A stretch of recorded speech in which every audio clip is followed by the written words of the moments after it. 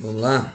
Eu tinha chegado já a um certo ponto da discussão desse assunto, mas o problema da gente gravar a aula em casa são os contatos, né?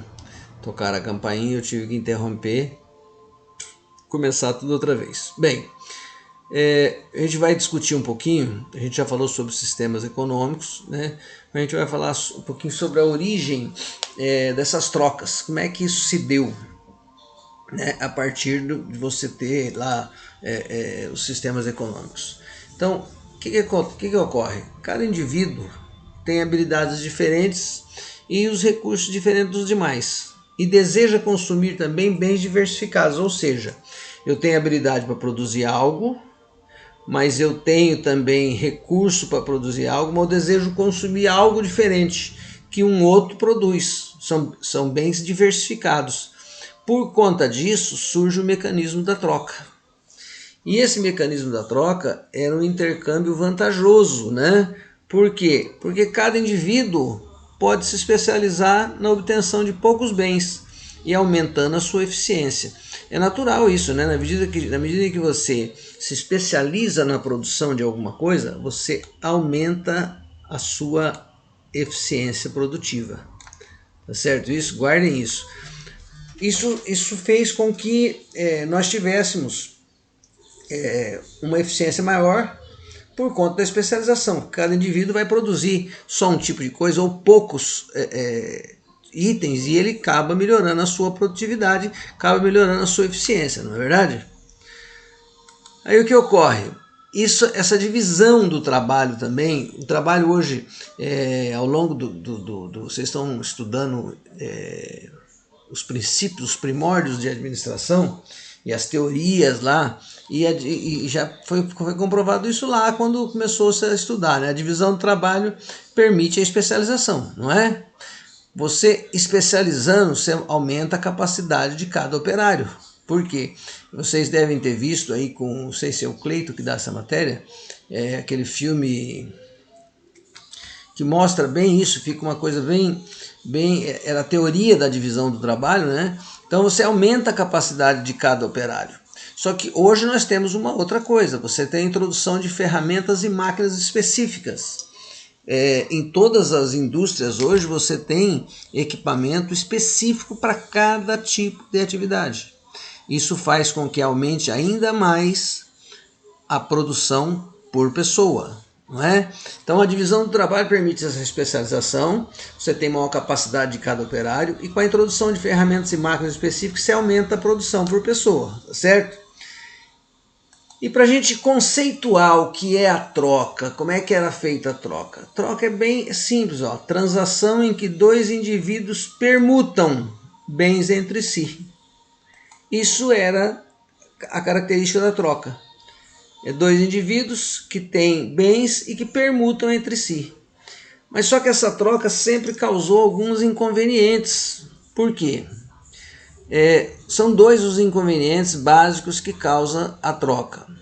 Coincidência de necessidades. Ou seja, se eu vou trocar com alguém, é preciso que eu queira aquilo que a pessoa tenha e que a pessoa queira aquilo que eu tenho. Precisa coincidir as nossas necessidades ou vontades da forma como eu coloquei, né? Mas eu preciso querer, vamos supor que eu tenha milho e o cara seja produtor de suínos. É preciso que ele queira o meu milho e que eu queira o suíno dele, para que essa troca seja vantajosa, né? Para mim e para ele. Então precisa haver uma coincidência de necessidades. E um outro inconveniente é a indivisibilidade. Alguns produtos são indivisíveis. E aí como é que faz para eu trocar? Então, eu quero carneiro. Tá, você tem o carneiro.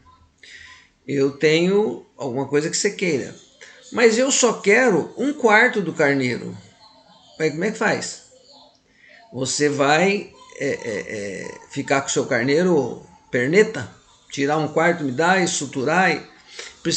alguns produtos têm essa questão da indivisibilidade. Isso sempre foram inconvenientes que houveram para que a troca fosse satisfatória, tá certo? Então, guardem que a coincidência de necessidades e a indivisibilidade são inconvenientes para a troca, tá certo? Aí surgiu o dinheiro. Nós vamos falar depois numa outra aula especificamente sobre dinheiro, mas as trocas e o dinheiro, essas limitações que haviam, coincidência de necessidade e indivisibilidade, terminam quando surge o dinheiro. Por quê? Porque as trocas são realizadas com a intervenção do dinheiro. E o que acontece? Eu continuo querendo o quarto do seu carneiro, mas eu posso pagar por ele. Eu estou fazendo uma intervenção com dinheiro. Então, e o que é o dinheiro? O dinheiro é conceituado como todo meio de pagamento aceito que pode ser permutado por bens e serviços, ou seja, vocês vão dizer, pô, professor, precisa cortar o cabelo, tá certo? É um serviço que eu vou no meu cabeleireiro e que ele pode ser permutado por dinheiro. Ele vai cortar meu cabelo e eu vou dar dinheiro para ele, tá? E isso ainda pode ser utilizado para saldar dívidas. Então, o dinheiro é todo meio de pagamento aceito que pode ser permutado por bens ou serviços. Você quer comprar um carro, você vai fazer a intervenção do dinheiro e que pode ser utilizado para saldar dívidas, tá certo? Então, aquelas limitações que é importante que vocês guardem. A coincidência para que a troca fosse satisfatória, era preciso que houvesse coincidência de necessidades e indivisibilidade. Isso acaba quando tem a intervenção do dinheiro, tá? E aí o que ocorre? No sistema de economia de mercado, esse que nós já falamos, está baseado num conjunto de regras pelo qual se compram e se vendem bens e serviços, assim como os fatores produtivos. Ou seja, tudo na economia capitalista pode ser comprado e vendido. Bens, serviços e mesmo os fatores produtivos. Vocês se lembram dos fatores produtivos, não é? Se eu quero comprar o seu equipamento, é um fator produtivo. Se eu quero comprar a sua fazenda, é um fator produtivo.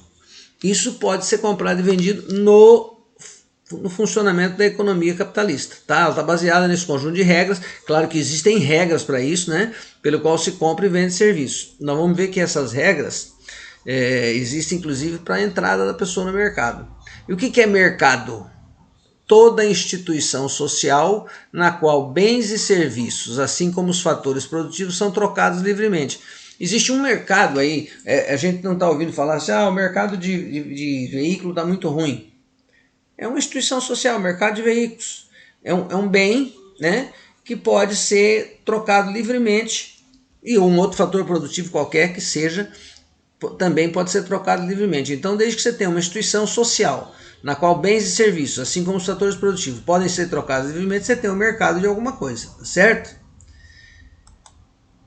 E aí é essencial, o essencial de todo o mercado é que compradores e vendedores de qualquer bem ou serviço entram livremente em contato para comercializá-lo. Isso no caso da economia de mercado, né? No caso do sistema de economia de mercado. É essencial de todo o mercado que os compradores e vendedores podem entrar em contato para comercializar. Agora, é claro que eles podem entrar em contato para comercializar, mas existem regras, né? Seguindo determinadas regras, tá? Então, a gente já falou que com a entrada do dinheiro, o intercâmbio tornou-se indireto. Um bem ou um serviço se troca por dinheiro, que depois se troca por outros bens ou serviços. Não funciona assim no comércio, por exemplo. Você vai ao comércio comprar um celular. Você troca um bem por serviço, um bem por dinheiro, né? Você dá o dinheiro, o cara te dá o celular. E depois, esse dinheiro é trocado por outros bens ou serviços, que também aquela loja necessite, tá certo? Inclusive na distribuição de renda, né? Que nós vamos falar aqui agora, ó. O que acontece? Nós temos um quadro aqui que diz assim, ó: as pessoas trocam trabalho por dinheiro, não é isso? Vocês não fazem isso? Vocês trabalham e recebem dinheiro. E depois vocês trocam dinheiro por bens de consumo. Ou seja, vocês pegam o dinheiro, vão para a noite e lá vocês tomam cerveja, vocês comem, vocês estão trocando dinheiro por bens de consumo, tá certo? Essas empresas que receberam Estão trocando produção por dinheiro, porque elas te entregaram esse bem por dinheiro.